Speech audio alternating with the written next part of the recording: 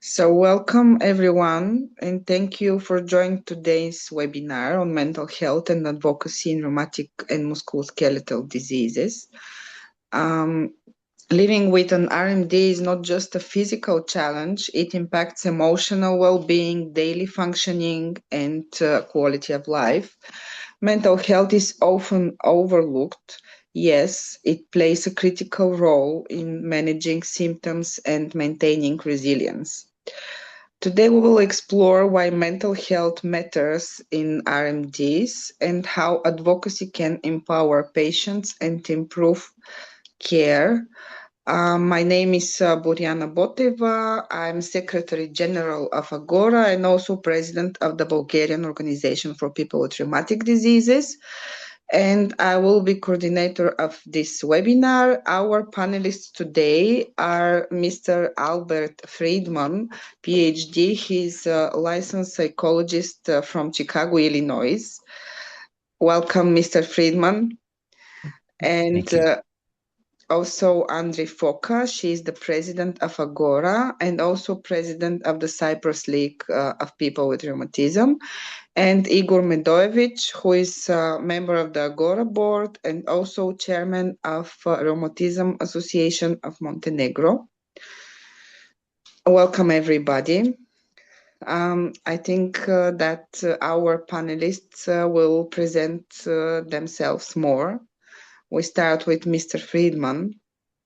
Would you tell something more about yourself and your background? Well, sorry to interrupt. Sorry, I'll interrupt. We have to say that everybody who wants to hear and to know and to see the webinar in their own language, you have to open the captions in their own language. You will find the bottom captions. You could the link and find your local language, and then you're going to say all the conversation, all the webinar in your own language. That's the one. And the second is because I see in the chat, you cannot be, there's not meeting, it's a webinar. So you can only see and hear the panelists, and you can also write your questions in the Q&A button, all the other in the chat. You are not inside it's not a meeting, it's a webinar. Thank you very much for that. Thank you, Kathy. So, Mr. Friedman, would you tell something about yourself? Sure. First, thank you so much for the honor of joining you all this evening. My name is Al Friedman. I am located in Northbrook, Illinois, north of Chicago, Illinois, in the United States of America. I am a practicing psychologist, and I specialize in supporting the needs of patients and families affected by rare disease all across the world. I focus my attention in this area because of a personal experience I've had. My son, Jack, was diagnosed with a neuromuscular disease called spinal muscular atrophy in 1995 and was given 1 year to live. Thankfully, my son lived to the age of 26, and I was very lucky to be his dad for 26 years, and I learned a great deal being a caregiver of a young man with a life-limiting neuromuscular disease.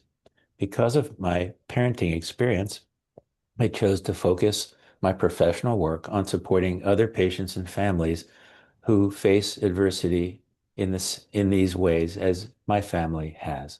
And I feel very privileged to do the work that I do, providing counseling to individual patients and family members affected by rare disease.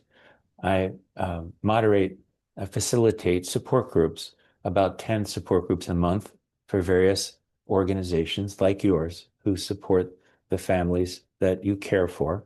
I consult with rare disease advocacy organizations around the world and also industry partners who support the treatment of these conditions. So I'm honored to be here, and I thank you for including me, and I look forward to collaborating with all three of you in this discussion. Thank you, Mr. Friedman. Andrei, would you present yourself? Yes, thank you, Boriana.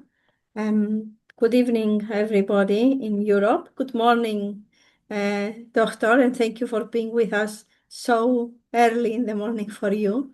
I am Andrei Foka. I am the president of Agora Federation. and I am also the president of Cyprus League of People with Rheumatism. I am an advocate, and also I am a patient with multiple autoimmune diseases, and also I am a caregiver to my son, who is a person with disability, with cerebral palsy, and also with AXPA. So I have multiple hats today, but I am here to share the importance of advocacy for mental health. So we will have a very nice discussion this evening. Thank you. Thank you, Andri. And our third panelist is Igor. Igor, you can say something about yourself. Yes, good evening. Best regards for Professor, and thank you for we together today. My name is Igor Medovic. I am from Montenegro. We are Association for Helping People with Rheumatic Disease, and also the member of Agora. I'm happy to be here tonight. Thank you. Thank you. Yeah, I'm not muted. So we can continue then with the discussion. I think that Mr. Friedman, you can tell us about your work and your experience in more depth. Sure. What I'd like to share with you is that although the different medical manifestations of rare disease vary widely, in terms of mental health and the psychological impact of rare disease, what I find as a practitioner is that there are more commonalities than differences across rare diseases, across countries, and across cultures. I had the privilege of attending the Sjogren's conference in Cyprus just about 6 weeks ago. There were people from 17 different countries there, and everybody was talking about the same things in terms of the psychological impact of rare disease. What I find in my work is that what we all have in common, number one, is first the trauma of learning that our lives are different than the lives we thought we were going to have. When we receive a diagnosis of a rare disease, it can be very, very traumatic. In my case, personally, it was 4 days between the time we had a healthy 6-month-old baby, and 4 days later, we were told our healthy 6-month-old baby had a neuromuscular disease and would live for 1 more year. That was very traumatic and very abrupt. For others, it takes months or years to understand the reasons for their medical symptoms. And that journey of trying to figure out what the problem is can also be complicated and traumatic, navigating a healthcare system that isn't always very efficient in figuring out what the problem is. So the first thing I've learned, and that I see across the world, is that the diagnosis of a rare disease is a life-changing and often traumatic experience psychologically. It takes a long time for patients and families to reorient to the new world that we find ourselves in. I felt like I had been blasted off into another universe, that I was scared and I was overwhelmed and I was very disoriented. That trauma takes time. The adaptation to the life of a rare disease patient and family member takes a lot of time, a lot of reorientation, and a lot of support. The second thing that I've learned in my work, and I continue to learn every day, is once we adapt to the news that we have a rare disease and we know what it's called and we know what we can do about it and what we can't do about it, we often live with a lot of uncertainty, regardless again of the disease, the country, or the culture. What we all have in common psychologically is the experience of living with uncertainty. It's very hard to live with uncertainty. It's a hard way to live. There are different types of uncertainty. There's the existential level uncertainty. A lot of the patients I work with ask about, why me? What does this mean to my life? How will the world accept me? What will this mean for my future, for my work, for relationships? how will people receive me with this condition? There's a lot of existential struggle when we are different than everybody else in terms of our medical issue, especially when it's a rare disease that most people haven't heard of. It's hard to live with uncertainty existentially and also on a day-to-day basis. Many of us with rare disease don't know how our symptoms will manifest, don't know if you'll have a good day or a bad day, or if the start of a day is going to change later in the day. In my case, we didn't know how long our son would live because we were given such a poor prognosis. And for 26 years, we didn't know if we'd have another day or another year with him. The day-to-day uncertainty can take shape in many different ways. In my family's case, it was if my son caught a cold, we didn't know if it would be a hospitalization, life-threatening, or wouldn't be anything at all. Once he started coughing and sneezing, it could have been any of those things. It's hard to live with that kind of uncertainty. We had nurses who helped take care of our son. And at 7 o'clock at night, if the nurse didn't come for the night shift, I was the night nurse and I had to stay up all night. So if it was bad weather in our town and the nurse had somebody in her family sick and couldn't come, that was a different type of uncertainty. Always had to make sure the ventilator was charged up and the handicap van was working so that when we took our son out, that we would have a safe trip. All the day-to-day things that come with a rare disease lend themselves to uncertainty, which is difficult psychologically. Uncertainty can lead to anxiety. And just for the purposes of time, a third commonality that I see across rare disease is the importance of community. You have a community, a group, which is why we're having this webinar today. And all rare disease patients and families I have seen be supported. There is strength in numbers when we join a group because we're then talking with people and connecting with people who have this very rare experience in common.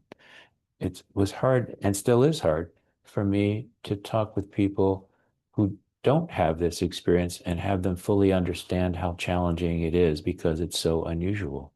When we connect with others in our rare disease communities, they become an extended family. They lift us up, they support us, we support each other. This is what I see when I travel the world visiting rare disease family conferences. Everybody is kind to each other, everybody lifts each other up, and everybody supports each other. It's important for us to join a community and to be with other people who share the difficult experience and who can teach us, support us, and who we can support as well. I'm going to stop at this point in the interest of time, but those are three of the experiences I see in common across the world in rare disease: the trauma of the diagnosis, life with uncertainty, and the importance of being part of a community, just as your community is meeting today. And I appreciate being included. Thank you again for having me.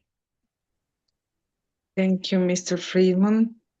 If there are any questions, of course, you can put in the chat, but let me ask our other panelists, Andriy and Igor, just to share their experience as patients and also Andriy caregiver of a child with special needs. We hear all our patients, and what you just said, we refer to this from our personal experience. It's different for everybody, and unfortunately, in countries like my country, Bulgaria, the psychological support have to be paid by the patients themselves, and the National Health Insurance Fund doesn't pay psychological support, even doesn't recognize the need of psychological support. This is something in our geographical region a taboo topic. So it's really useful for us to hear your experience from the other part of the world that I know that in the USA, people pay more attention on psychological well-being and mental health. So it's good to hear your experience, but let's hear Andrei and Igor what they will share with us. To be honest, Boriana, I completely agree with you that on our area in the Mediterranean and Balkan area is a taboo to talk about mental health, to say that your body problem, your body disease actually is going together with a mental health problem, because people, they have the perception that if you say that you have a mental health problem, then you are crazy. Let's say you cannot do anything, or you mustn't socialize with them, and this is a huge taboo and huge stigma in our societies. But to be honest, who can have a body illness and live the his mental health completely out of this? Who can have pain on the body and not to pain on the psychological aspect? I don't know anybody that is suffering from anything and not to be really on mental health to have issues. For me, these two things are going together, because when I'm losing my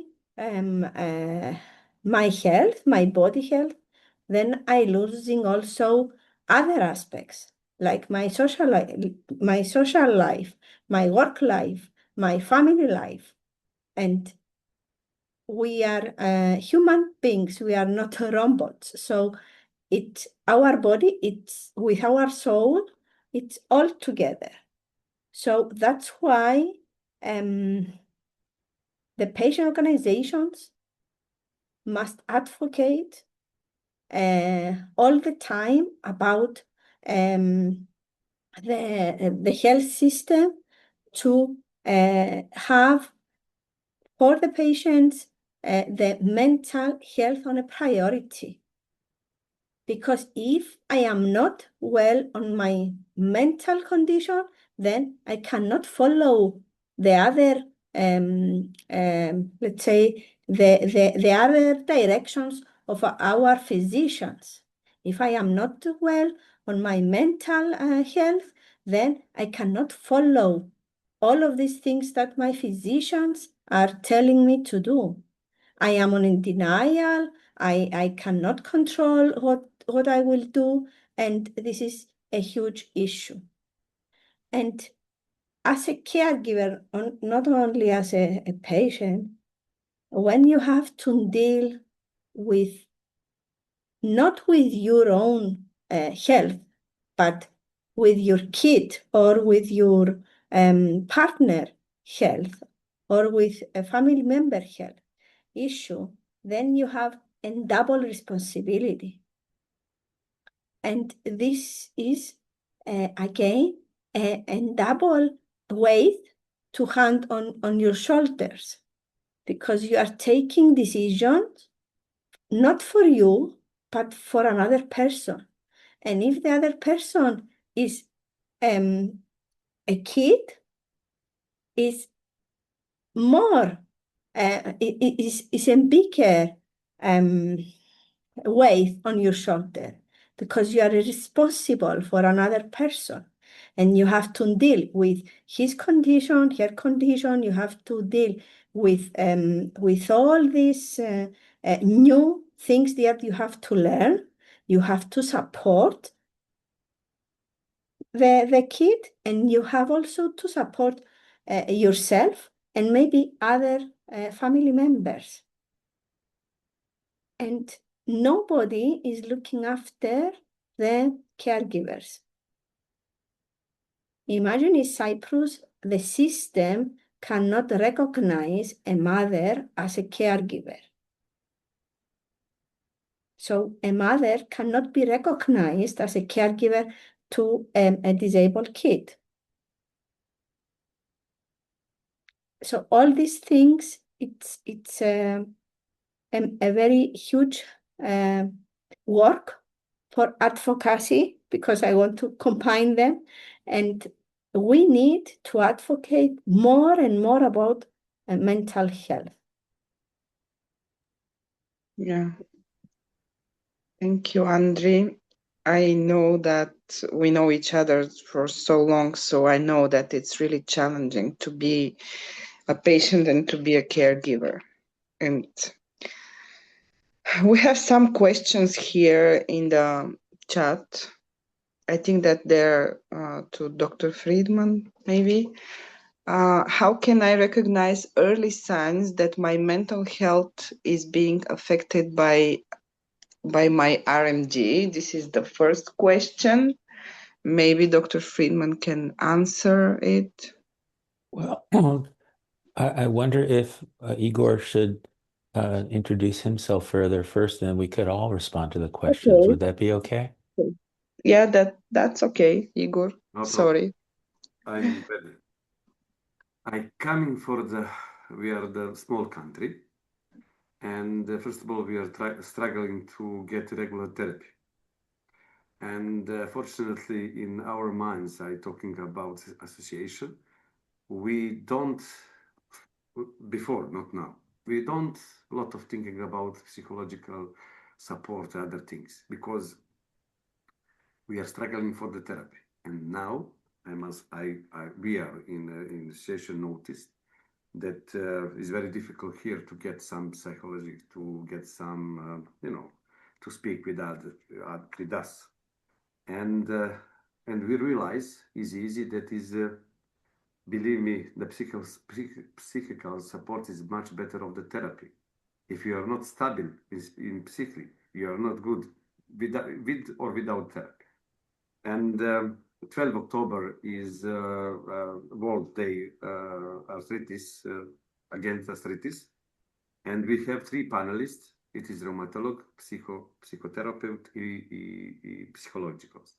Believe me, these 2 is very important, but psychological is everybody don't have any words about that, because I see that this man, it is touched everybody. And in entering to the deep, Dr. Al understand what I think is speaking, and all of us is stopped without any words, because everybody in this room, this is almost 100 people, realize that we needed that. This is very important, and this is strong messages for all of us. And now, step by step, we are management with this psychologists to arrive in our session one month to help us to approaching to illness better, to understand these things. When something is pain, but if you're not good, stability. And also, I always said our famous motto: I have rheumatic disease, but it doesn't have me. I all the time give these strong messages for all of us. Sometimes a lot of people ask me, why are you laughing? Because you have a lot of pain. But it's important that you go, not stay. You must every fight to get for this. And we realize that it's very important for all of us, not only therapy. That is something for Montenegro. Thank you, Igor. I can understand, because we can relate with your country. That's the same here. We also try to offer psychological support for our members, but it's hard because Yeah, everything is connected with finances, unfortunately. I agree with you because it's taboo tema, Balkan. Mm-hmm. If you Yeah. because you're crazy, you're not good. It doesn't matter if you have some some battles about the pain or you're not so good. I'm speak with the normal language, but easy. You understand even the patient, even the psychologists, even the people in Montenegro understand what you really need, the stability. When you Oh, stability, you're good. if I can add something, because you are talking now, in our countries, in our region, the Balkans and Mediterranean here, Eastern Europe, men are not allowed to be weak. So I think that it's harder for you as men Yes, than for us as women in our region. the I same, don't know if the others will agree with me. the same. We have some comments in the chat from Sylvia from Italy. She says that there is a close connection between pain of the rheumatic disease and mental health because pain is often misunderstood and the person may even become depressed. Mental health can be challenging, as we all said, and so it is for those who support and help a patient who are not even recognized as support figures, as Andri mentioned beforehand. We need to treat the person, not the disease. And in Italy, there is no support for either the patient or the caregiver. So it seems that the situation is similar in our countries, as we said.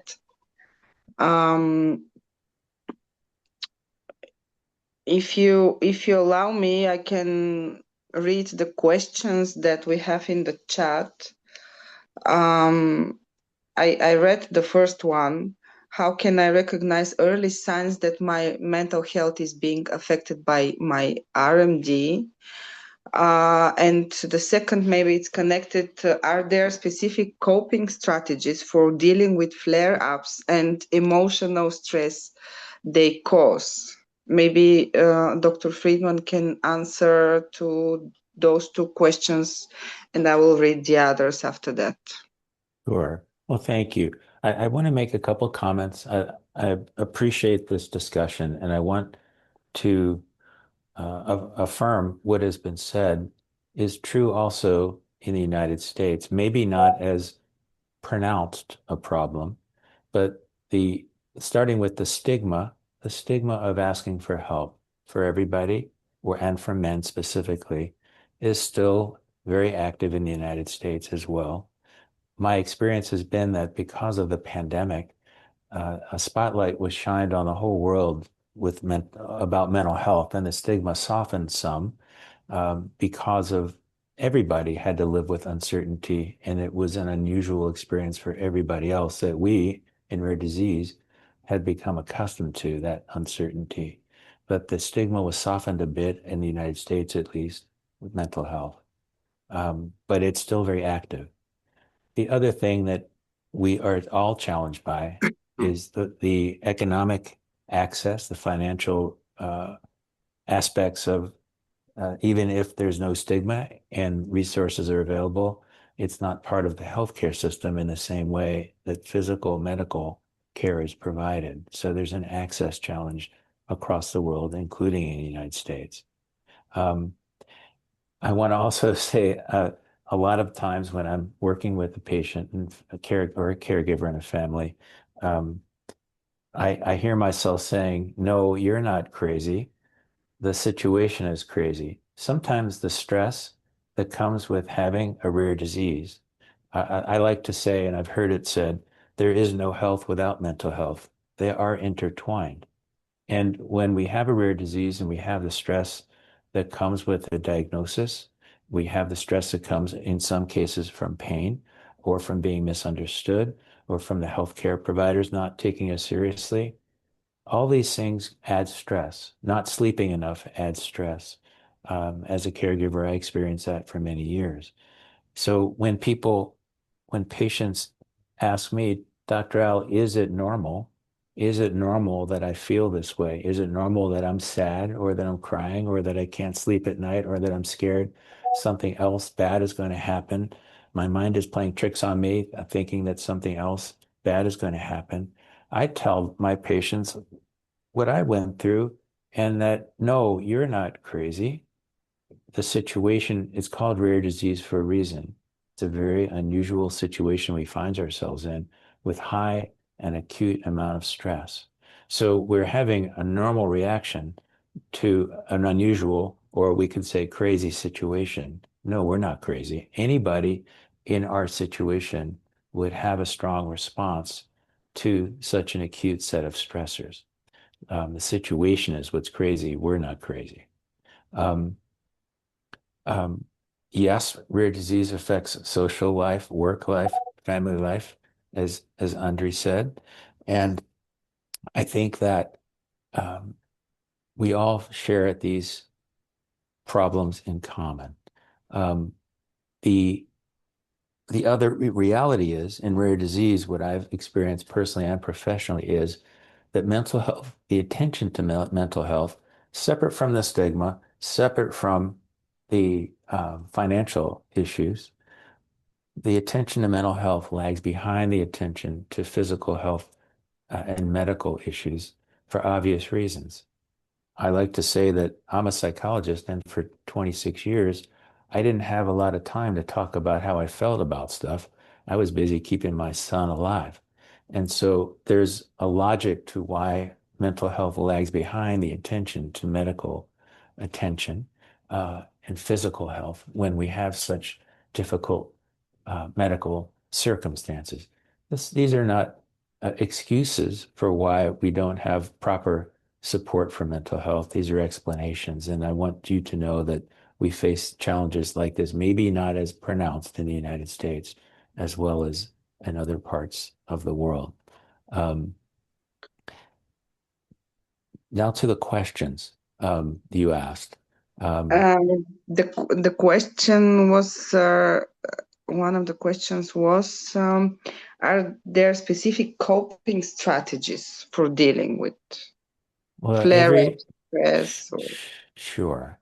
Everybody, as we know, we're all different.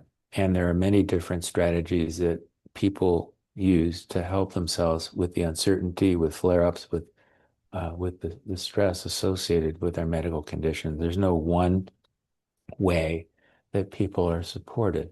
Some people benefit from talking about their problem with somebody else who can support them and understand them, whether that's a therapist like me or whether that's another family member or another patient who's facing similar circumstances.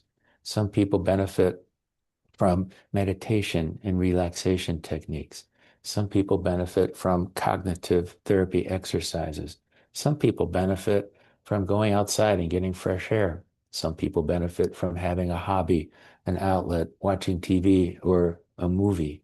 Some people benefit from playing music or listening to music. I could go on and give you 50 examples of how people cope with these challenges and how I did too, and still do. Everybody's different. And what I think people generally need is the space and the time and the permission to do things for themselves, to help themselves cope, because there's not a lot of space for that, not a lot of attention for that. I find that when people have the time to explore what will help them and try different things out that suit them, they generally find coping strategies that work for them. But we're all different. So what works for one person doesn't necessarily work for another. Yeah. Thank you, Dr. Friedman. Maybe talking with friends in our region helps a lot. Regarding to advocating, there is a comment from Sylvia from Italy that maybe Andre can help here with the topic for advocacy. How can we explain the institutions that psychological support is very important? Maybe to explain them that this will lead to minimizing the indirect costs for uh, working day laws or something like that. I don't know if Andri, you have some experience in Cyprus you can share with us for advocating for psychological support, because the one part of the topic is how we cope with the problems that we have, the stress and everything. As Dr. Friedman said, we are all different, but on the other side, we all need to be supported from the state that we live in different ways. So, Boriana, sorry to interrupt, but there is two similar questions, the two last ones, so you can ask them and have the answers in all of them, because it's almost similar about advocacy and very, very important. It's from Sebastian and Miriana. Yeah, okay, I will read. What role do support groups play in managing mental health alongside RMD treatment? This is from Sebastian from Malta, and also Miriana, how we can advocate for ourselves to medical staff, doctors and nurses if we are dismissed by them as not stable. So Andri and then Dr. Friedman. As far as I understand, Igor left us because Igor has no electricity. He's trying to. He will connect as soon as he has electricity again. Okay, so we have Dr. Friedman and Andri now for the moment. So Andri and Dr. Friedman just answer the questions about advocacy. Okay. In Cyprus, we have some experience regarding advocacy on mental health. Actually, with the new health system, we make a progress, and our physicians can direct us to a psychologist or a psychiatrist, depends of the issues that each one has. But in our organization, in Cyprus League of people with rheumatism, we recognize this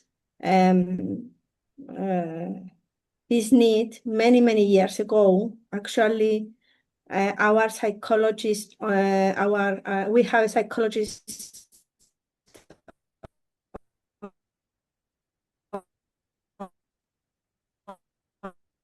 Andri, we lost you. Andri.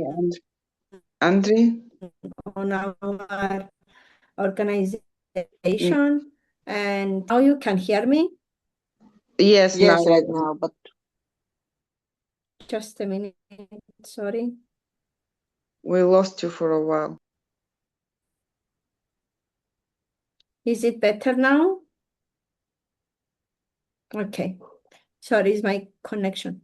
I was telling that on our organization, we recognize the need of years ago. That's why we have a psychosocial support program. We have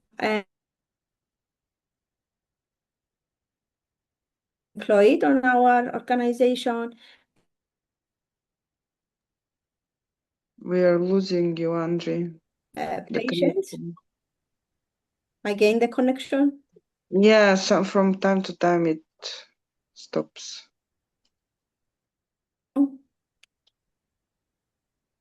Well, today now it's better, but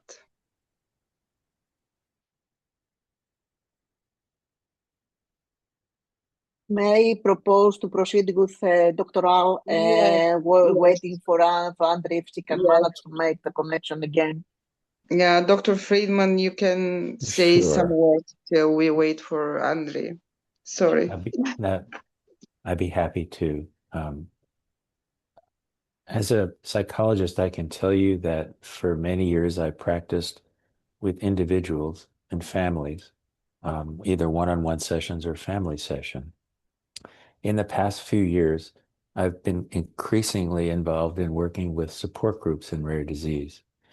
In response to the question about how support groups can help with mental health, I'm a very strong proponent of support groups. As I said, I facilitate about 10 rare disease support groups a month, specialized groups for patients, for caregivers, for families like mine who've lost a child, for newly diagnosed. The newly diagnosed have unique needs. I've facilitated many children's and adolescent support groups as well. And what I find over and over is that when people in our unusual situations have time to connect with each other, people are very grateful and lift each other up. And I happen to be there. Yes, I'm a psychologist, but what I see is the power of the community supporting each other and lifting each other up, which I think is as effective or more effective than one-on-one therapy with me or anybody else. When I'm online, and these are online groups on Zoom, just like this, there can be 6, 8, 10, 15 people, all who share the very unusual experience of having a rare disease that most people have never heard of. And what they do is support each other by sharing knowledge, by sharing their stories with each other, by giving each other information about doctors and medical resources, and by answering each other's questions. And that group becomes another extended family, in my experience, as it meets once a month over a period of years. I have some groups that have met now 2 or 3 years once a month.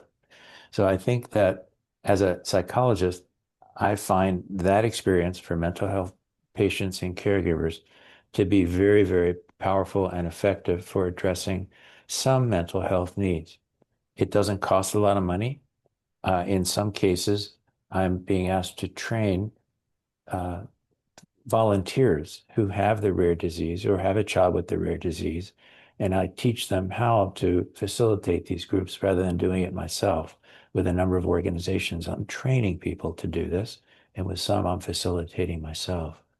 But I find it very satisfying to be in support of 10 or 15 people at once instead of one person at a time professionally, and very impactful.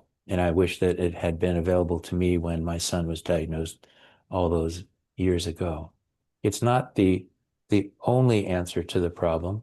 There are people who do have mental health issues that need individual attention, but the majority of patients and families that I work with in rare disease benefit greatly from the support groups, and I'm a strong advocate for those support groups. I hope that helps with that question. Yes, thank you, Dr. Friedman. We have some comments and questions. Mariana, can I act now? Yes, you can. I just wanted to read the comment from Marina that she said that you said that doctors can send patients to psychiatrists, but she wrote that only primary care doctor can, not rheumatologist. And maybe you are advocating for this in Cyprus. I don't know. You will share. Actually, there are some, only some specialists can refer to psychiatrists. Only the general practitioners and the neurologists can do this. But we are trying to advocate about this. And the other thing that I was trying to say before is that on our organization, we are having, as Dr. Friedman said that he's doing, we are having the psychologist that is doing one-by-one sessions, but also we have support groups that this helps a lot because the dynamic of the group is giving better results for the patients, and they make like a friendship, and they can share each other their experiences. And also we have the self-management programs that we are doing on groups. So we are giving some directions to the patient how to deal with the mental problems. And in addition, we have a mindfulness program because we are trying to give different kind of options to the patients because not all things fit to everybody. So the patients must find what is fit them. Is not a pill that we take. We all take and then we will all be happy. So we have to be open as patients to try things, to try new things on our life in order to help our condition. The thing that we are trying to advocate with the politicians and the health system is that if we have a good mental health, then we will have better outcomes of the prognosis of the disease, because then we will make more adherence on the therapy, and we will be able to control our life better. So we will be on a better situation, let's say.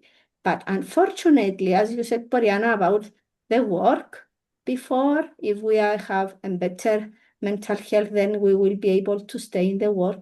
Unfortunately, the governments, they are not, especially in the Mediterranean, they are not seeing the budget of a government as a whole budget. So unfortunately, the health ministers, they don't care about the work, the labor minister, let's say. So for us, we have to negotiate with all of them.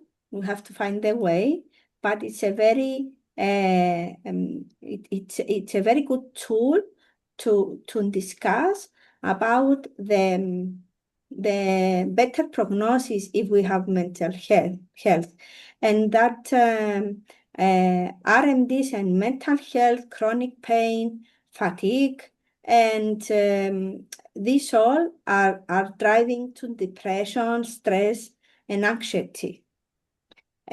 So we have to advocate about this. We have to raise the voice to see how important is our mental health issues, and of course for our caregivers.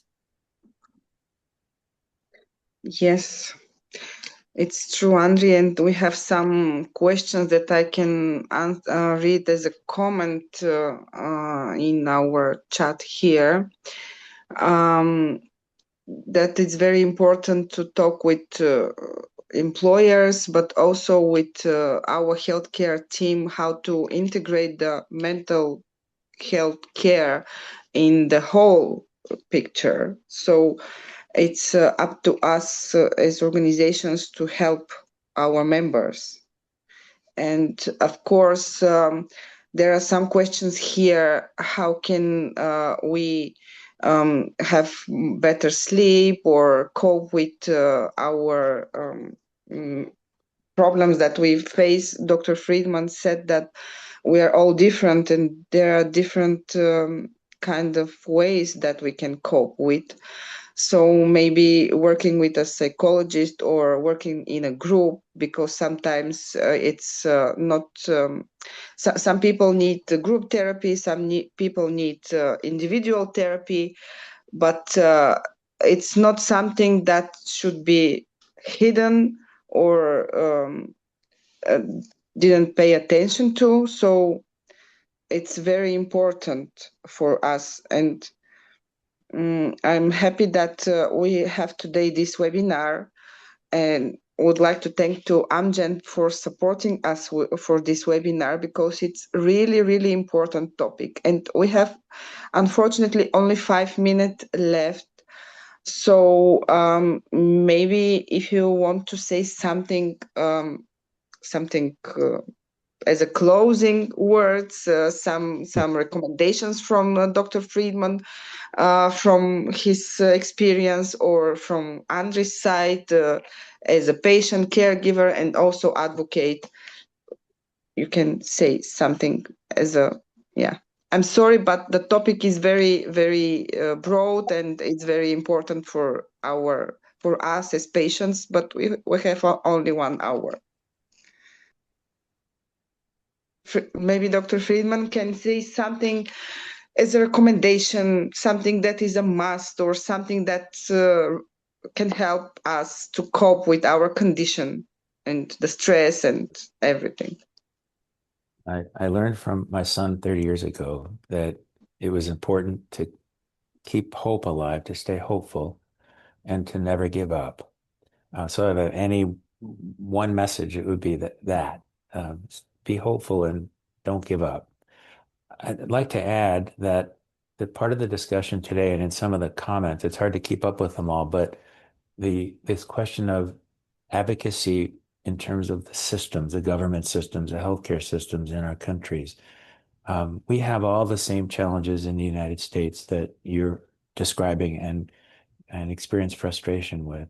And over 30 years, what I've learned is that advocacy is very important, and things only change when we advocate for our families and our communities.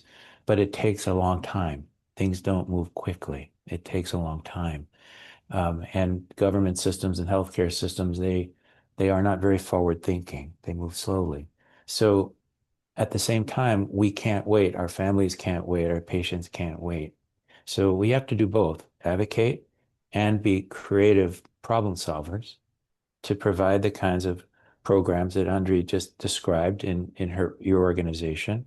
It all sounds really great that you're offering what you're offering. The other comment I'd make about the support groups is in terms of stigma, mental health and stigma, I find that the support groups help to be they're less stigmatizing because they're not actual therapy. They're a group discussion. And there are people who come into the groups who are not sure what therapy is and not sure what it means to seek this kind of support and are reluctant. And they're quiet at first, but they're so grateful once they join the group, and then they learn more about it and they don't feel as concerned about the stigma of seeking support. We all need support as human beings, and we especially need support when we find ourselves in such difficult situations with medical conditions that are incurable, and with children who have incurable and sometimes life-threatening conditions. Of course, we all need that support. I thank you for having me today. It's been a pleasure to meet all three of you, and I hope this conversation has been helpful to those who've been with us today and will hear the recording. And I'm happy to help in the future. Thank you very much, Dr. Friedman. Your experience is really valuable, and I would like to thank you for being with us today. We know that the time difference here, it's night, it's morning in the USA, but thank you very much, and I hope in the future we'll have another chances to talk. And Andre, if you can say something as a final remark. Yes, Boriana, I would like to say that advocacy is a huge thing, thing that is in our hand on patient organization. Because with advocacy, we are assured mental health that can be integrated into RMD care plans. We can push for policy changes and multidisciplinary care systems. We have to raise our voice in order to influence the healthcare priorities, not only in our national system, let's say, but generally in a European level. So I would like to say to the patients that they have to speak with their with the healthcare team about the symptoms that they have and about the mental issues that they have. We as patients must learn how to talk about our mental issues, because we are afraid to discuss about them with our doctors, and we have to raise our voice to them in order to go one step ahead. And we have to follow the patient organizations, the national patient organizations. We have to be open to enroll on peer groups, on support groups, on new things in order to be better. And we must start talk about the mental health and not just suffering without talking about this. And we can share stories. We are seeing now that every day mental health issue stories are on social medias, and this is raising awareness and also is minimize the stigma. If we all talk freely, then it will be better for all of us. Thank you, Andrea. Thank you, and thank you, Dr. Friedman, for being with us today, and Igor. I think that Igor is back with us. Yes. Are you here, Igor? You can say something. Happened of a balcony that we don't have electricity and internet, but I can handle it. And also thank for the doctor that leave us made that we can feel the maybe we can help. You can help us to some problems, but we will see. Thank you for all. Thank you very much, all of you. Dr. Friedman shared his email address, so Kati, maybe you can share with the others if they want to reach out to Dr. Friedman for questions that were not answered, or in any case they need his advice. I will thank do you so very much. I will do so with in an email when I will everybody will be informed when our webinar will be online in our website. Thank you very much for that. Thank you very much. It's a really important topic. Maybe we need more webinars. And thank you, all of you, all participants. Thank you. Thank you. Have Bye. a good day, Dr. Friedman, and good night for the others. Thank you. Bye. Bye-bye.